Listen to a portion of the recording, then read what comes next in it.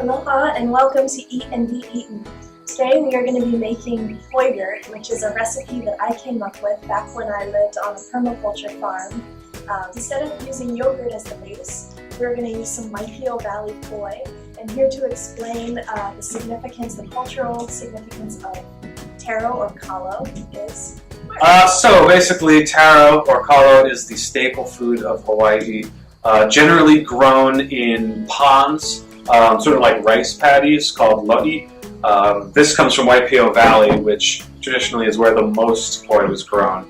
And so basically poi is what you get when you pound the corm of the taro into a paste with water. Yeah, so the outside of the taro corm has the microorganisms necessary already on it to create the fermentation. So you don't have to add any outside culture or starter, and it's what's known as a wild fermentation.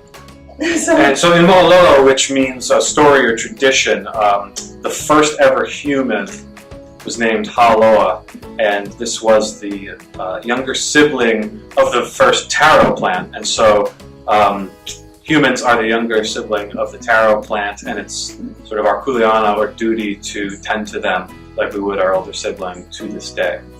So in Hawaii, taro comes in bags, believe it or not. And so a lot of people would intuitively just take off like this thing and like try to scoop it out of the bag, and it's really messy, and you'd be like, why do they sell it in bags like this?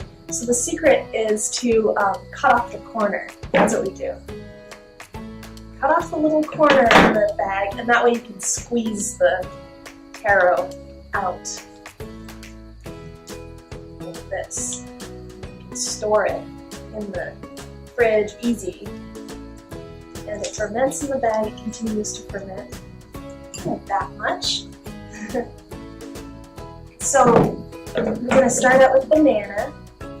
These are local apple bananas. So apple bananas are a little more tart than your conventional Cavendish or Williams banana that you would find in the store on the mainland. So these are a little bit sweet, a little bit tart, and all delicious. So, okay, so 2 bananas. Do a papaya, maybe half or a whole. I'll just see how it goes. So we scoop the papaya seeds out, and if you want to get really creative, you can actually use papaya seeds as a substitute for black pepper. So you toast them off or dehydrate them, and then you grind them in a spice grinder just like you would black pepper, and they're a substitute for peppercorns. So we score the inside of the papaya like this, and a papaya, if you've ever had one before, is a melon. It's kind of like a melon. Kind of like a cross between like a honeydew and maybe a mango, if that makes sense at all. Alright, so now that's done. So next step will be an orange. We will peel and slice this orange, add like a nice little sweetness to it. You can really use any fruit you have. If you have pineapple, if you want to use mango, we're just using what we have available to us. And these are the easiest things to grow in our area where we are. The navel orange, which are the sweetest kind of oranges that grow here. They have a little navel. They're aptly named. They have a little bulge there, I guess, and it looks kind of like a belly button, so you just have to cut out that part. And slice.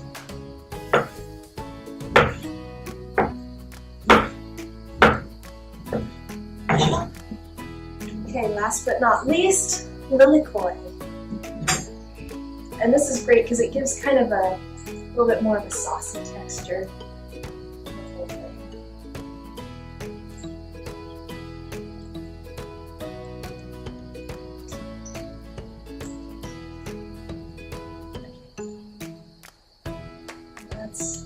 That's us done with the fruit. So I'm gonna mix it up a little bit. that. You can coat the fruit. Just make sure the fruit is all coated with the poi. If you like more poi, you can experiment with it. If you like more poi, you can add more poi. If you like more fruit, you can add more fruit. And yeah, it just depends on what you like. And the purple poi with the orange fruit, just beautiful. So, finishing touch will be some macadamia nuts, which we're living on a macadamia nut orchard, so these guys are prolific for sure. And that gives it a nice crunch. We can leave that on top, kind of more as a garnish. Some liquid gold right here. This is honey from my mom's beehives. She's a beekeeper, and yeah, she produces the most amazing honey you'll ever find. So if you ever find yourself on the Big Island, then hit us up and we'll hook you up. There it is. Wildflower honey. Do a little drizzle for a little bit of sweetness. Alright, so there we are. We call it POIGURT, our way of eating yogurt. Local, Hawaiian, delicious. Let's get Mark in here to taste. I'll do the honors, and then he can come in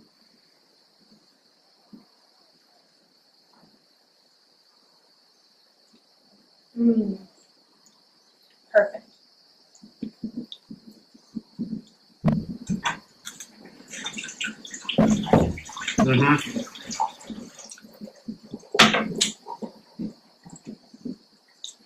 That's it for us on Eat and Be Eaten. Next week, we are doing the story of the breadfruit tree and an oven roasted breadfruit with lime recipe. Come check us out. Aloha.